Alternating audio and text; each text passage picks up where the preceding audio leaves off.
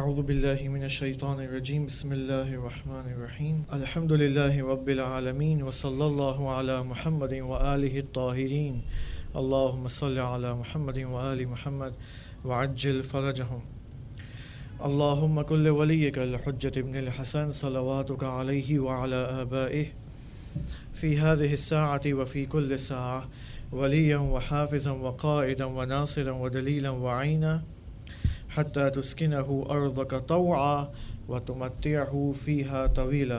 ایک صلوات پڑھیں محمد و آل محمد. اللہم صل علی محمد و آل محمد وعجل فرجہم. Family system in the perspective of اہل البیت علیہ السلام، یا ایک بہتر تعبیر کے مطابق ایک اہل بیتی خانوادہ، یہ ہمارا ٹاپک ہے، اور اس میں ہم کافی سیشن سے مختلف مطالب کو بیان کرنے میں مشغول ہیں. خدا کا لاکھ لاکھ شکر ہے، اور خدا سے دعا ہے کہ ان تمام مطالب کو ہم سمجھ سکیں، ان کے اوپر عمل پیدا ہو سکیں، اور آئندہ جو مطالب پیش کرنے والے ہیں ان پر بھی ہم عمل کر سکیں انشاءاللہ. ہم بات کر رہے تھے صلہ رحمی در رحم جسمانی، رحم ولائی اور رحم رحمانی کے اندر، اور پھر ہم نے صلہ رحمی کے اندر ایک اہم ٹاپک جس کا آغاز کیا تھا وہ یہ کہ والدین کا کردار رحم تینی یا رحم جسمانی میں اور رحم ولائی کے اندر.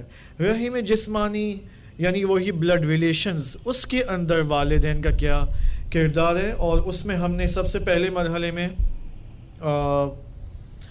ایک خاتون کا کردار دیکھنے کی کوشش کی، ایک عورت کا کردار دیکھنے کی کوشش کی کہ ایک عورت کس طرح رحم جسمانی کے دائرے میں رہ کر جب وہ محبت کو ایجاد کرتی ہے فیملی کے اندر، اور اس نتیجے میں محبت کو تمام فیملی ممبرز کے اندر پھیلاتی ہے اور سپریڈ کرتی ہے، اس کے نتیجے میں یہ محبت کس طرح معاشرے میں پھیلتی ہے، اور پھر یہ محبت امت میں وجود میں آتی ہے، اور نتیجے میں ایک توحیدی امت وجود میں آتی ہے. یہ ہم نے اس کو لاسٹ سیشن میں بیان کرنے کی کوشش کی تھی. اسی وجہ سے ائمہ ہدیٰ علیہ السلام کی حدیث ہے کہ اکثر الخیر فی النساء، اکثر خیر عورتوں کے اندر ہے، اور ہم جانتے ہیں کہ حضرت زہرا سلام اللہ علیہ خیر کثیر ہیں، یعنی جن کو کوثر کہا گیا ہے. کوثر یعنی خیر کثیر. لہٰذا آپ دیکھیں یہ خیر کثیر کن کن چیزوں میں ہے. یہ خیر کثیر اس تولید نسل کے اندر بھی خیر کثیر ہے.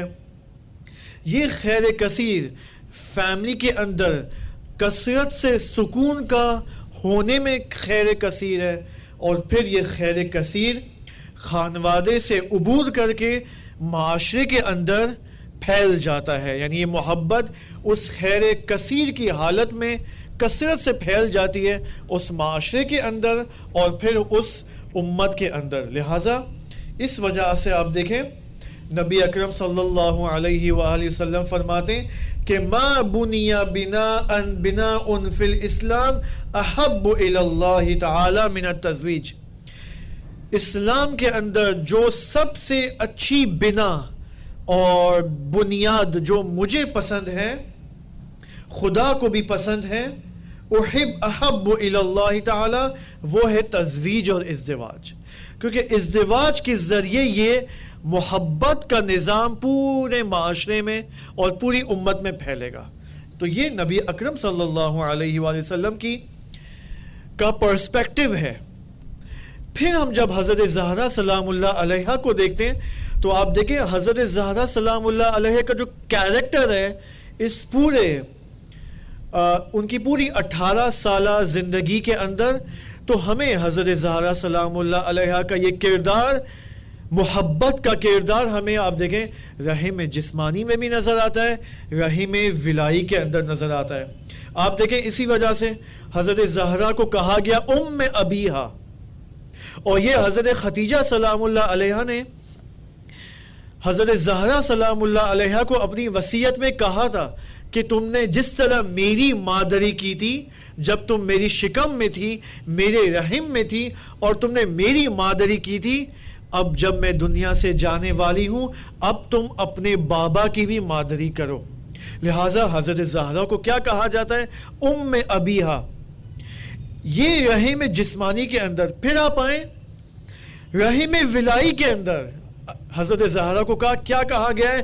ام الائمہ, تمام ائمہ کی مادر. اور پھر ایک اور لقب میں حضرت زہرا کو کہا جاتا ہے ام المؤمنین, تمام مؤمنین کی مادر اور ماں. تو آپ دیکھیں یہ مہر و محبت یہ مومنین کے درمیان قرابت ایجاد کرنے کے لیے کافی ہے. یعنی اگر مومنین آپس میں نزدیکی اور قرابت اور محبت کا تعلق ایجاد کرنا چاہتے ہیں تو وہ حضرت زہرا سلام اللہ علیہا کے محور میں یہ محبت اور تعلقات ایجاد کر سکتے ہیں. اور کسی ایلیمنٹ کی ہمیں ضرورت نہیں ہے اس محبت کو ایجاد کرنے کے لیے. مجھے اتنا معلوم ہے کہ یہ جو مومن اس بلڈنگ میں رہتا ہے یہ حضرت زہرا کی اولاد ہے, سید نہیں ہے, لیکن کلی طور پر ام المؤمنین کے اعتبار سے دیکھیں تو یہ مومن یا یہ مومنہ جب اس گھر میں رہتی ہے, اس گھر میں زندگی گزارا ہے, تو یہ حضرت زہرا کی اولادوں میں سے. لہٰذا میرا اس سے ارتباط ہونا چاہیے, اس کا مجھ سے ارتباط ہونا چاہیے. بس یہ ہمسایگی کا ایک اعلیٰ نمونہ ہے جو اہل البیت علیہ السلام ہمیں بتانا چاہ رہے ہیں. اور اس سے ہمیں ان القابات سے ہمیں یہ بھی پتا چل رہا ہے کہ یہ القابات فقط تعارفات اور کمپلیمنٹری القابات نہیں ہیں, یہ ایک حقیقت کی عکاسی کرتی ہے اور ایک حقیقت کو ایجاد کرنا چاہتی ہے. یہی القابات ایک حقیقت کو ایجاد کرنا چاہ رہے ہیں ایک معاشرے کے اندر. السلام علیکم. محبت کو ایجاد کرنا چاہ رہے ہیں معاشرے. اب یہاں سے ہم آتے ہیں عورت سے. عورت کا کیریکٹر ہم نے دیکھ لیا کل کے سیشن میں. اب دیکھتے ہیں والد کا کیا کیریکٹر ہے, پدر کا کیا کیریکٹر ہے اسی رحم جسمانی میں اور پھر اس سے بڑھ کر رحم ولائی کے اندر. آپ دیکھیں ایک اہم وظیفہ یا ایک اہم رول اور کردار جو دین اسلام نے ایک والد کو دیا ہے, ایک پدر کو دیا ہے, وہ ہے ولایت. پدر کون ہے؟ پدر ولی ہے. باپ کو اور والد کو ولایت حاصل ہے اپنے بچوں کے اوپر, اپنی وائف کے اوپر, اپنے سے نچلے تمام جو رشتہ داریاں ہیں ان سب کے اوپر ولایت حاصل ہے. اس ولایت سے ایک اہم رول اس پدر کا نتیجے کے طور پر ہمیں نظر آتا ہے. وہ رول کیا ہے؟ وہ ہے واسطے کا رول, واسطہ بننا. واسطہ یہ کیا ہے؟ واسطہ آپ دیکھیں اس واسطے کا رول اس قدر ہے, اگر آپ کمیونٹی کے اندر بھی دیکھیں, سوسائٹیز کے اندر بھی دیکھیں, تو یہ واسطہ ہمیں امتوں میں نظر آتا ہے. مومنین کے اندر ایک ولی ہے, یہ واسطہ ہے. کفار کے اندر ایک ولی ہے, وہ بھی واسطہ ہے. مثال کے طور پر امتوں کے اندر امام ولی کہلاتا ہے.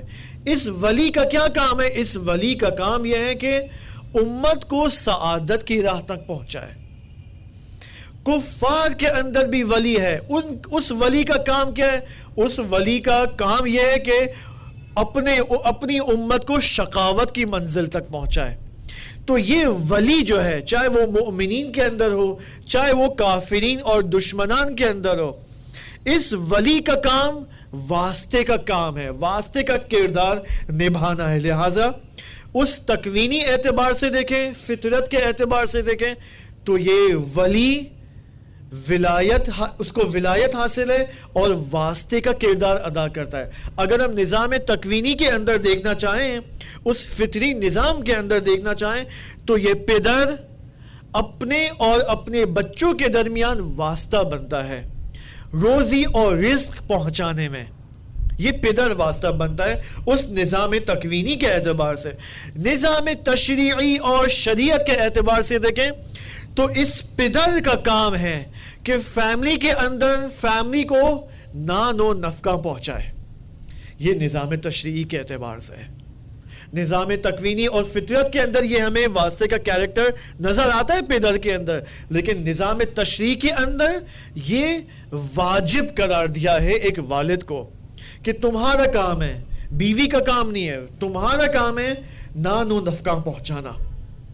لہٰذا آپ دیکھیں اگر ہم اسماء الہی کے عنوان سے بھی دیکھیں تو پدر کے اندر, ایک والد کے اندر آپ دیکھیں ایک والد مظہر اسم خالقیت ہے.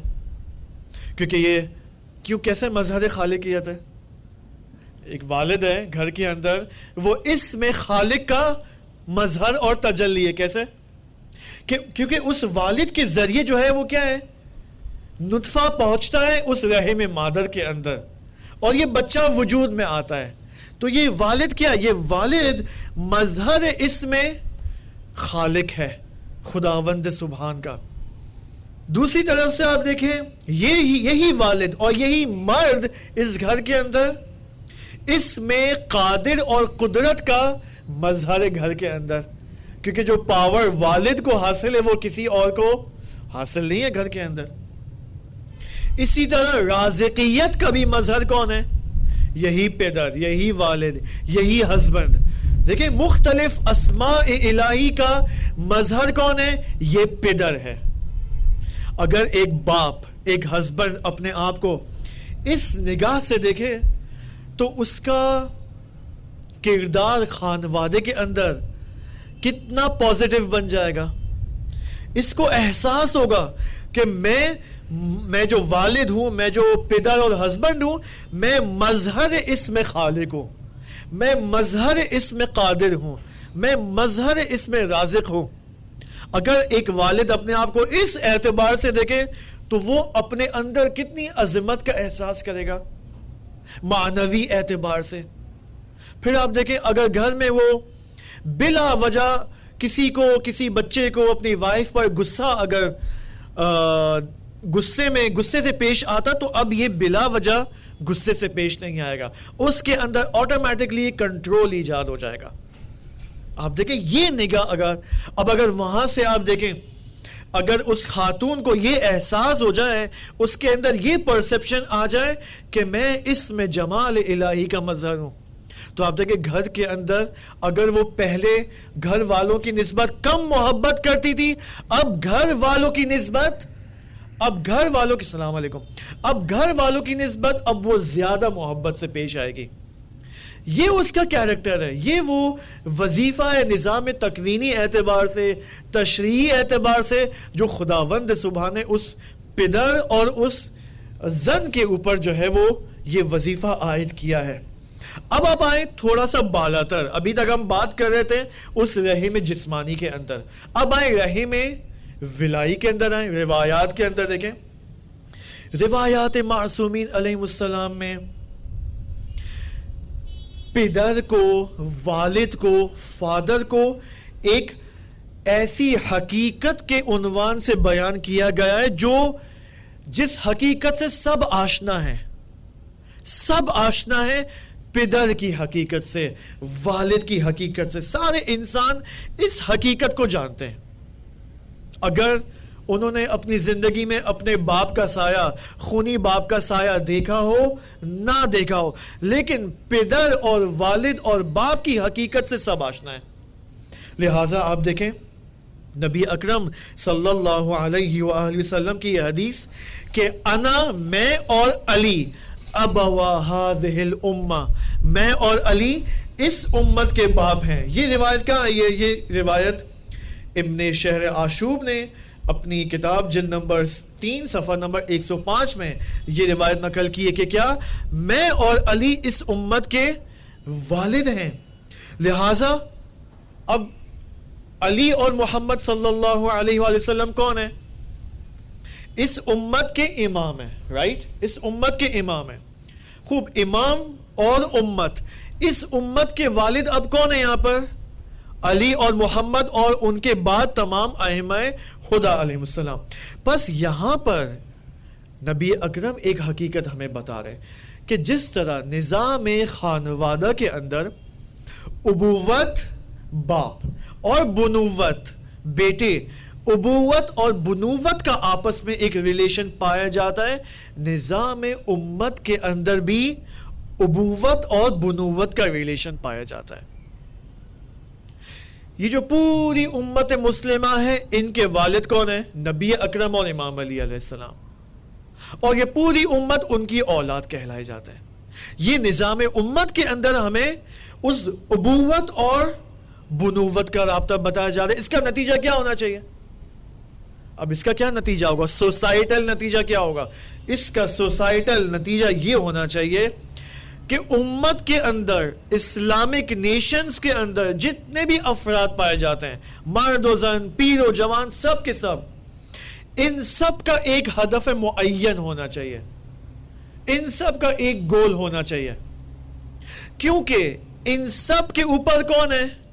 ان کا امام ہے، اور یہ امام معمولی امام نہیں، یہ امام بھی ہے، باپ بھی ہے۔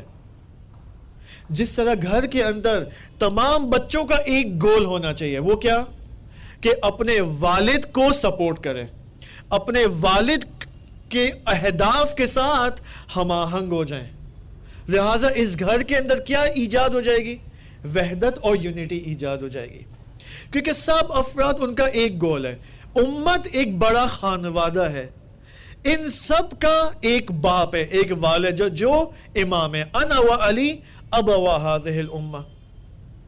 لہذا امت کے سارے افراد اپنے اس پدر مہربان کے ارد اور گرد جمع ہو جاتے ہیں ایک معین ہدف کے لیے۔ وہ ہدف کیا ہے؟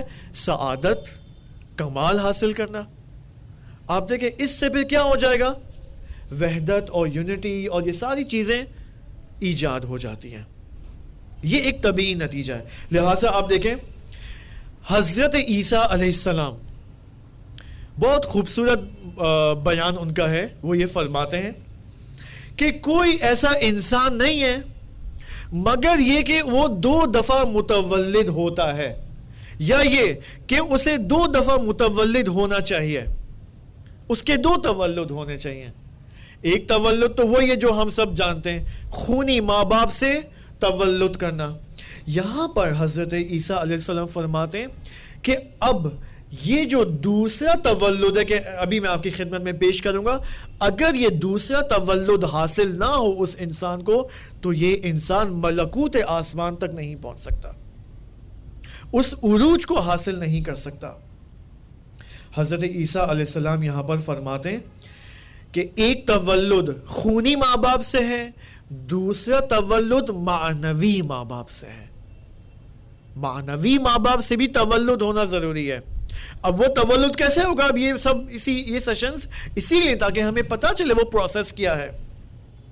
معنوی ماں باپ کے اندر آ جائیں تو وہ نظام ہدایتی ہے، نظام ولایتی کا نظام۔ یہاں اس نظام ولایت کے اندر اور نظام ہدایت کے اندر ہمیں متولد ہونا ہے۔ لہٰذا آپ دیکھیں ایک آیت جو ہم نے مفصل یا یوں کہوں کئی دفعہ ہم نے سنی ہے، وہ کیا ہے؟ وَبِالْوَالِدَيْنِ احسانا، وَبِالْوَالِدَيْنِ احسانا سنا ہے نا ہم نے۔ اب یہ جو والدین ہیں، پدر اور مادر، والدین یعنی 2، والد اور والدہ۔ امیر المؤمنین کے بارے میں ابھی آپ کے سامنے یہ روایت آپ کی خدمت میں نقل کی کہ انا و علی ابوا هذه الامہ۔ اب یہ جو والدین کا جو رابطہ ہے، ممکن ہے ہمارے ذہن میں آئے کہ ہمارے والدین کون ہیں؟ آدم و حوا علیہ السلام، جبکہ ایسا نہیں ہے۔ آدم و حوا علیہ السلام ہمارے خونی والدین ہیں، کیونکہ آپ دیکھیں ہمارے حقیقی والدین کون ہوں گے؟ جو آدم سے بھی پہلے وجود میں آئے ہیں۔ اب آپ دیکھیں نبی اکرم کی یہ حدیث، کنت نبیا، میں نبی تھا، وآدم بین الماء والطین، میں نبی تھا اس حال میں کہ جب آدم پانی اور مٹی کے درمیان تھے، ابھی تک آدم کی خلقت نہیں ہوئی تھی، میں نبی تھا۔ بس آدم کے بھی حقیقی والد کون ہوئے؟ وجود مبارک نبی اکرم صلی اللہ علیہ وآلہ وسلم۔ کیونکہ روایت اور بھی اس میں اس حوالے سے تو کئی روایات موجود ہیں کہ سب سے پہلے خدا نے آدم اور حوا سے پہلے نور محمد کو، نور فاطمہ کو خلق کیا، نور علی، نور حسن اور نور حسین کو خلق کیا. تو بس سب سے پہلے کن کو خلق کیا ہے؟ نبی اکرم صلی اللہ علیہ وآلہ وسلم کو خلق کیا ہے. لہٰذا آدم علیہ السلام اس نظام رحم جسمانی کے اندر ہمارے والد ہیں.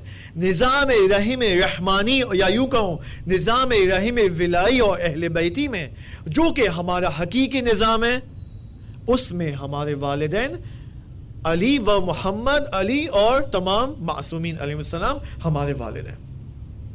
امام باقر علیہ السلام دیکھیں کیا فرماتے ہیں یہاں پر.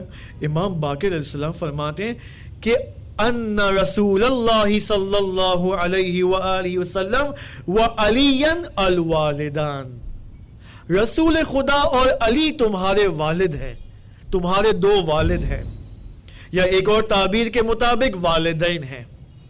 یہ جو آیت میں نے آپ کے سامنے ذکر کی، کون سی آیت؟ وَبِالْوَالِدَيْنِ احسانا. آپ قرآن مجید میں جائیں، میں آپ کے سامنے 2 یا 3 آیتیں ذکر کرتا ہوں، آپ اس میں سے کامن پوائنٹ نکال کے دیکھیں کیا ہے. یہ دیکھیں والدین کے حوالے سے، مثلا آپ دیکھیں سورہ بقرہ آیت نمبر 83 میں، بسم اللہ الرحمن الرحیم.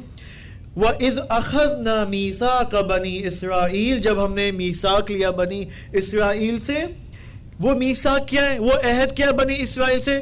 کہ لا تعبدون الا اللہ وبالوالدین احسانا، کہ خدا کے علاوہ کسی کی پرستش مت کرنا اور اپنے والدین کی نسبت احسان کرنا. یہ اس کو سنبھال کے رکھیں ذہن میں.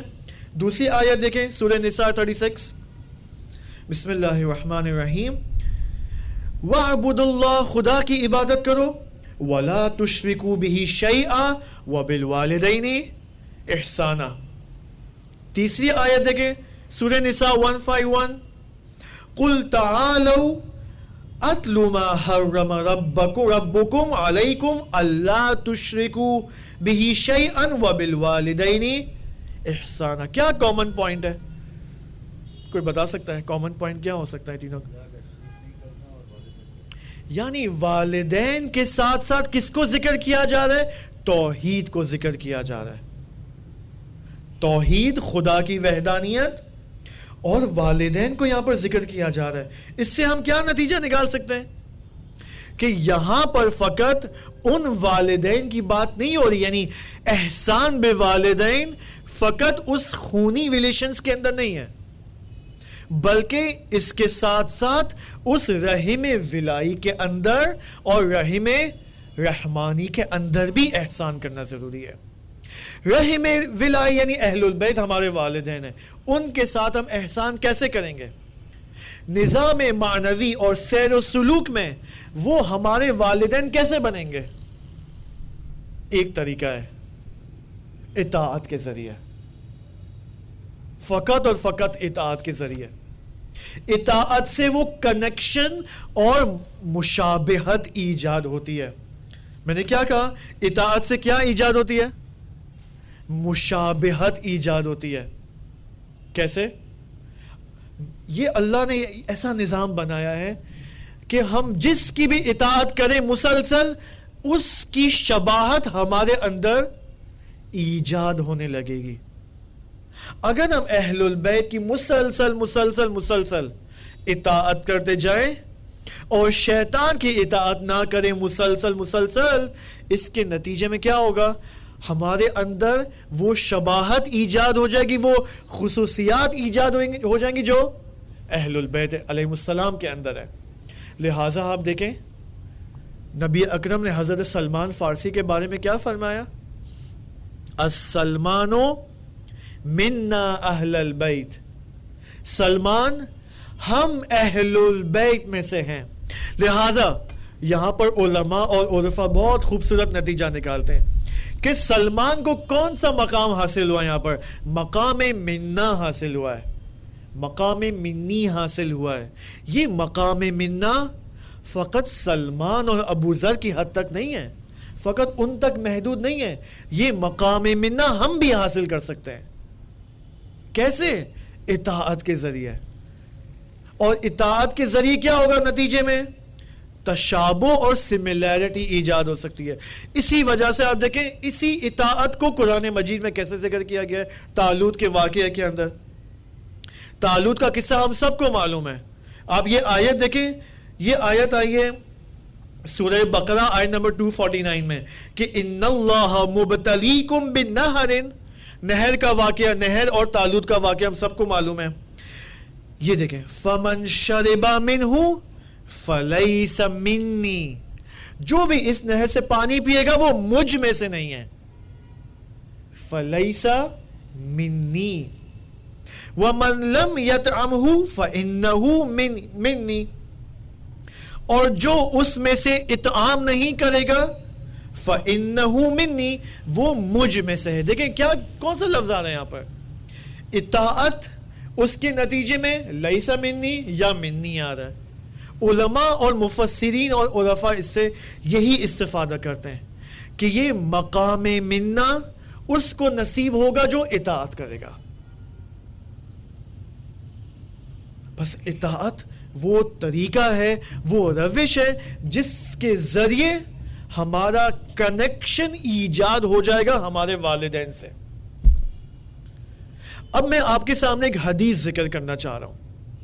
وہ حدیث تھوڑی سی کمپلیکیٹڈ ہے. اس حدیث سے ہمیں پتہ ہے کیا معلوم ہوگا, کیا نتیجہ نکلے گا. اس حدیث سے, اس کے بارے میں صرف یہ حدیث بیان کر دیتا ہوں. آج میں مارکرز لانا بھول گیا, کاش میں مارکرز لے کے آتا. تو یہ حدیث کو میں آپ کے سامنے ڈائیگرام کی صورت میں انشاءاللہ کل آپ کی خدمت میں یہاں پر پیش کروں گا. اس حدیث سے ہمیں کیا پتہ چلے گا؟ اس حدیث سے ہمیں یہ پتہ چلے گا کہ معصومین علیہم السلام اور شیعیان اہل البیت, ان کے درمیان ایک نیچرل اور فطری رابطہ ہے. چاہے ہم چاہیں چاہے ہم نہ چاہیں, یہ حدیث بتا رہی ہے. یہ حدیث کس نے ذکر کی ہے؟ امام باقر علیہ السلام نے. یہ حدیث کو سمجھنے کے لیے, اس توفیق کو حاصل کرنے کے لیے کہ ہم اس حدیث کو صحیح سے سمجھ سکیں اور اس پر عمل پیرا ہو سکیں, ایک صلوات پڑھیں محمد و آل محمد صلی اللہ علیہ محمد و آل محمد. اس سے وہ نظام امت کا ابوت اور بنوت کا رابطہ ہمیں مزید معلوم ہوگا کہ یہ رابطہ جس کو ہم کہتے ہیں کہ ہم ائمہ کی اولاد ہیں, حضرت زہرا حقیقتاً ہماری والدہ ہیں, اور انا و علی اب و ہذہ الامہ حقیقی قاعدہ ہے اس عالم کا شیعوں کی نسبت اور مؤمنین کی نسبت. اس کے لیے حدیث سمجھنا ضروری ہے. یہ حدیث دیکھیں کیا ہے, کتنی خوبصورت ہے. انفارچونیٹلی ہمارے معاشرے میں ایک جو بہت بڑی اس وقت پرابلم پائی جاتی ہے وہ کیا ہے؟ وہ یہ کہ افراط و تفریط بہت ہے دینی تعلیمات کو حاصل کرنے میں. کس اعتبار سے؟ اس اعتبار سے کہ یا اب چاہے یہاں پر شیعہ سنی کی میں بات نہیں, کلی بات ہو رہی ہے. یا ہم فقط قرآن کو لے لیتے ہیں اور حدیث کو چھوڑ دیتے ہیں, یا حدیث کو لے لیتے ہیں اور قرآن کو چھوڑ دیتے ہیں. اگر ہم شیعوں کی بات کریں تو شیعوں کے اندر قرآن کا تو الحمدللہ بہت رواج ہے. ختم قرآن ہے, حفظ قرآن ہے, اور اسی طرح آپ دیکھیں کتنے ایسے موضوعات ماہ رمضان کے ہوتے ہیں جو فقط اور فقط قرآن سے مربوط ہے. تفسیر ہے, فلاں سورہ کی تفسیر ہے, یا فلاں موضوع از نظر قرآن ہے, لیکن حدیث غائب ہے. حدیث غائب ہے معاشرے سے. جبکہ آپ دیکھیں اس حدیث کا جو نظام ہے, اس حدیث کا جو سسٹم ہے ہسٹری اور تاریخ کے اندر, اگر وہ میں آپ کے سامنے بیان کرنا چاہوں تو مجھے کم از کم 3 سے 4 سیشنز چاہیے آپ کو کہ یہ حدیثیں ہم تک کیسے پہنچی ہیں. وہ حدیثیں کہ جو مرحوم کلینی رحمۃ اللہ علیہ نے الکافی میں جمع کی اور 16,000 احادیث کا مجموعہ بنتا ہے. وہ حدیثیں جو علامہ مجلسی نے جمع کی بہار کے اندر, جو کہ 110 جلد کتاب کا مجموعہ بنتا ہے. اور پھر من لا یحذرہ الفقیہ ہے, تہذیب الاحکام ہے, الاستبصار ہے, اور وسائل الشیعہ ہے, اور عجیب و غریب متعدد جو ہے وہ تعداد کی کتابیں آپ کو ملیں گی حدیث کے اندر. سوال یہ حدیث ہم تک کیسے پہنچی؟ ایک طرف سے ہم یہ سنتے ہیں تاریخ میں کہ امام سجاد علیہ السلام مکمل محاصرے کے اندر ہیں، حکومت کے اندر حکومت نے محاصرہ کیا ہوا ہے بنی امیہ اور خصوصاً عبد الملک ابن مروان نے. امام سجاد کے گھر میں جاسوس بیٹھے ہوئے بنی امیہ کے. لیکن آپ دیکھیں امام سجاد کامیابی کے ساتھ بعض شاگردوں کی تربیت کرتے ہیں، فقہا اور متکلمین کی تربیت کرنے میں کامیاب ہو جاتے ہیں، اور امام سجاد سے ہمیں بعض احادیثیں ملتی ہیں. سوال اگر اتنا محاصرہ تھا حکومت کی طرف سے، یہ حدیث کیسے پہنچی ہم تک؟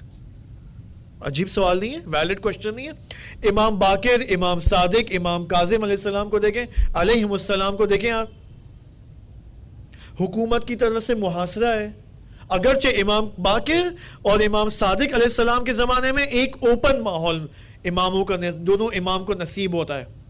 سوال اس وقت تو نہ پرنٹنگ پریس تھا، نہ فوٹو کاپی کی مشینز تھیں، یہ اتنی زیادہ لاکھوں احادیث کا مجموعہ کیسے پہنچا ہم تک؟ بس اس کا مطلب ائمہ ہدی علیہ السلام نے، خصوصاً امام باقر، امام صادق علیہ السلام نے ایک سٹرکچر، سسٹمیٹک سٹرکچر بنایا ہے استاد اور شاگردی کا، کہ اس استاد اور شاگردی کا جب سلسلہ امام شروع کرتے ہیں، آغاز کرتے ہیں، تو یہاں سے وہ حدیث کو محفوظ رکھنے کا سلسلہ شروع ہوتا ہے. اب یہاں پر ایک مفصل نظام موجود ہے کہ کس طرح مثلا اگر امام صادق کا علیہ السلام کا ایک شاگرد ہے زرارہ ابن اعین، اگر امام اس کو ایک حدیث کی تعلیم دے رہے ہیں، اب زرارہ نے یہ حدیث تو لکھ لی. سوال، میں نے کہا نا photo copy machines, printing technology کچھ تو تھی نہیں، تو زرارہ نے جو حدیث لکھی ہے، حدیث کے وہی الفاظ مجھ تک کیسے پہنچے آج 1400 سال بعد؟ خوب، یہ نظام کیا ہے یہاں پر کہ بغیر کسی تحریف کے وہ حدیث آج مجھ تک پہنچی ہے، اور علماء اس بات کے معتقد ہیں آج، فقہا اور مجتہدین، کہ اکثر 90% سے زیادہ جو احادیث ہم تک پہنچی ہیں وہ بعین ہی وہی الفاظ ہیں جو معصوم کی زبان مبارک سے صادر ہوئے ہیں، وہی الفاظ ہیں. خوب، اگر وہی الفاظ ہیں تو یہ حدیث اس قدر سیفٹی کے ساتھ اور سیکیورٹی کے ساتھ بغیر کسی تحریف کے مجھ تک کیسے پہنچی ہے؟ بس اس کا مطلب یہاں پر کوئی نظام ہے جو ائمہ نے بنایا ہے، تعلیمات اہل البیت کو اور قرآن کی تفسیر کو احادیث کے ذریعے بیان کر کے ہم تک پہنچایا ہے. بس اگر احادیث جو کہ قرآن کی تفسیر ہیں اور معصومین نے اور ان کے شاگردوں نے اس قدر محنت کے ساتھ اور خون دل پی کر محنت کر کے یہ حدیثیں ہم تک پہنچائی ہیں، تو کیا یہ ہمیں جچتا ہے کہ ہم احادیث کی طرف توجہ نہ کریں؟ کیونکہ اکثر معارف اور دین احادیث میں بیان ہوئے ہیں. اگر ہمیں قرآن کو صحیح سمجھنا ہے، حدیث کی طرف رجوع کرنا ہوگا. اب یہ حدیث جو میں آپ کے سامنے پیش کرنے والا ہوں، جن افراد کے سامنے میں نے پہلے یہ حدیث بیان کی ہے، انہوں نے یہ حدیث فرسٹ ٹائم سنی ہے. اب یہ حدیث جو میں آپ کی خدمت میں پیش کرنے والا ہوں، اس کو غور سے سنیں، اور 10 منٹ کے اندر ہم ایک چھوٹی سی بریف ایکسپلینیشن دے کر ڈیٹیل ایکسپلینیشن انشاءاللہ کل کے لیے ہم اس کو رکھیں گے. ایک صلوات پڑھیں، محمد و آل محمد. آپ دیکھیں امام باقر علیہ السلام کی یہ حدیث،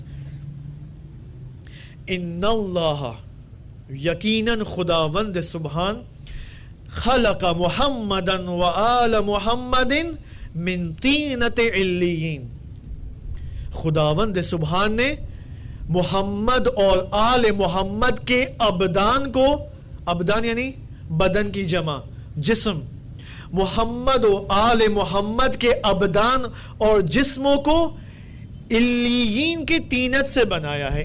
طینت یعنی مٹی، طینت یعنی مٹی اور گل. کس سے بنایا ہے؟ محمد و آل محمد کے بدنوں کو اور اجسام کو اور ابدان کو علیین کی طینت سے بنایا ہے. اب علیین کیا یہ بھی آپ کی خدمت میں پیش کریں گے. اب یہاں پر بدن کو بیان کر دیا امام نے کہ بدن کہاں سے خلق ہوا ہے. پھر امام فرماتے کہ ان اللہ خلق قلوبہم، قلوب محمد و آل محمد کو کہاں سے خلق کیا ہے؟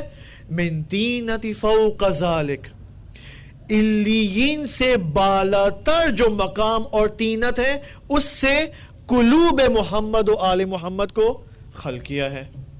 خوب، سوال دوبارہ، محمد و آل محمد صلی اللہ علیہ وآلہ وسلم کے ابدان کو کہاں سے خلق کیا ہے؟ علیین سے. قلوب اور قلب، قلوب محمد و آل محمد کو کہاں سے خلق کیا ہے؟ فوق علیین سے، علیین سے بالاتر سے خلق کیا ہے. اوکے، اب آئیں یہاں پر نیچے آئیں. اب یہاں پر بات ہو رہی کہ شیعوں کو کہاں سے خلق کیا ہے. بہت خوبصورت ہے یہ. وَخَلَقَ أَبْدَانَ شِيعَتَنَا مِن طِينَةٍ دُونَ عِلِّيِّينَ، خداوند سبحان نے شیعوں کے بدنوں کو، یہ بدن نظام ظاہری، شیعوں کا جو نظام ظاہری اور ابدان ہے، ان کو علیین سے نیچے سے، جو علیین کے نیچے جو طینت ہے اس سے خلق کیا ہے. اوکے، وَخَلَقَ قُلُوبُهُمْ، اور شیعوں کے جو قلوب ہے اس کو من طینۃ علیین خلق کیا ہے. شیعوں کے جو قلوب ہیں اس کو علیین کی طینت سے خلق کیا ہے. یعنی جس علیین کی طینت سے محمد و آل محمد کے ابدان کو خلق کیا ہے، اسی طینت سے شیعوں کے قلوب کا بھی خلق کیا ہے. نتیجہ فَقُلُوبُ شِيعَتِنَا مِنْ أَبْدَانِ آلِ محمد. نتیجہ امام خود بتا رہے ہیں کہ شیعوں کے جو قلوب ہیں وہ ابدان آل محمد سے بنے ہیں. بس اب یہ مجھے پتا ہے تھوڑا کمپلیکیشن ہے یہاں پر. اس کو کل کیٹیگرائزیشن، اس حدیث کے اندر دو سے چار کیٹیگریز بیان ہو رہی ہیں، اس کیٹیگرائزیشن کے ساتھ میں یہاں پر ڈرا کر کے آپ کے سامنے، پھر آپ دیکھیں کیا نتیجہ نکلتا ہے. اس کا نتیجہ جو امام علیہ السلام فرماتے ہیں کہ چونکہ شیعوں کے قلوب ابدان آل محمد سے خلق ہوئے ہیں، تو نتیجہ یہ ہوتا ہے کہ محمد و آل محمد، اور جو محمد و آل محمد کے جو شیعہ ہیں ان دونوں کو ایک ہی مٹیریل سے خلق کیا گیا ہے. چونکہ ایک ہی مٹیریل سے خلق کیا گیا ہے، امام فرماتے ہیں فَقُلُوبُهُمْ تَحِنُّ إِلَيْنَا، اس کا نیچرل نتیجہ یہ کہ شیعوں کے قلوب ہماری طرف مشتاق ہیں. وَقُلُوبُنَا، اور ہم جو اہل البیت ہیں، تَعْطِفُ عَلَيْهِمْ وَتَعْطُفَ الْوَالِدِ عَلَى الْوَالِدِ، ہم جو محمد و آل محمد ہیں ہمارے بھی قلوب شیعوں کی طرف مشتاق ہیں، جس طرح ایک والد کا قلب اس کے بیٹے کی نسبت مشتاق ہوتا ہے. دیکھیں کتنی عجیب بات ہے. اگر یہ حدیث کو ہم کھول کے یہاں بیان کریں اپنے لیے اور دوسرے، اس کے تربیتی نتائج کتنے نکلیں گے. انشاءاللہ اسی حدیث کو اب انشاءاللہ کل مفصل اس کے اوپر ہم ڈسکس کریں گے، اور خداوند سبحان سے ہم دعا کرتے ہیں کہ خدایا ہمیں معارف اہل البیت جو ان احادیث کے اندر اور قرآنی آیات میں بیان ہو رہی ہے، اس کو سیکھنے، سمجھنے اور ان کے اوپر عمل پیدا ہونے کی توفیق عطا فرما. والسلام علیکم ورحمۃ اللہ وبرکاتہ.